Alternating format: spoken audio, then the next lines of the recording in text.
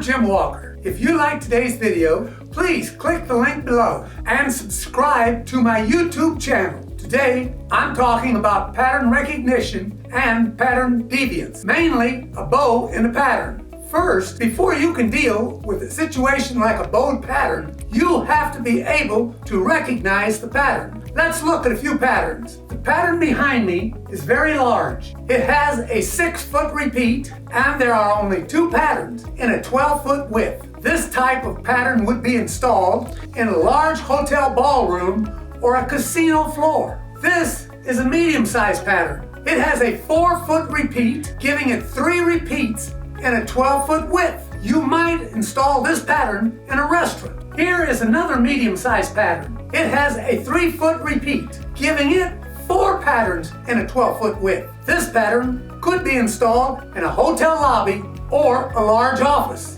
This graphic is getting smaller. There are 12 full repeats in a 12-foot width, but it's a drop match.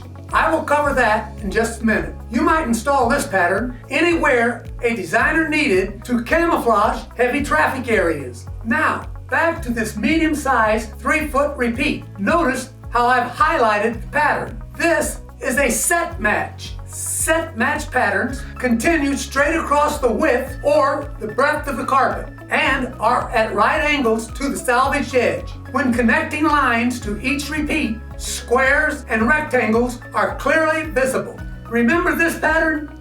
This is a drop match. A drop match like this is visible when every other pattern repeat is dropped down half the pattern length, half over and half down. This generally produces a larger effect across the width. Now back to bow deviations. Before CRI did away with specific standards around 2002, a bow was generally defined as a distortion in the pattern that looked like the center of the roll was lagging behind the edges, like this. At that time, carpet bow was defined as out of tolerance if the bow deviation was greater than 1 inch in a 12-foot width of carpeting. To clearly identify and measure a pattern for bow deviance, begin by locating the pattern on the left side of the carpet and follow that across to the other side. Next, place a dry line or a steel straight edge on the 2 outermost patterns like this. Note any pattern repeats in between that are not in alignment and measure them like this. The greatest distance out of true is your bow deviance. Because there are no defined industry standards, an installer needs to check guidelines. They could be included in the roll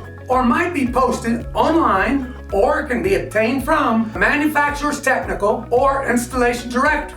In my next videos, I'll be talking about a skewed pattern, sometimes called pattern bias, also pattern elongation and trueness of edge, also referred to as hook or dogleg. Upcoming installation videos will cover installation tools and techniques to fix pattern deviations. I'm Jim Walker, and remember, I believe in you.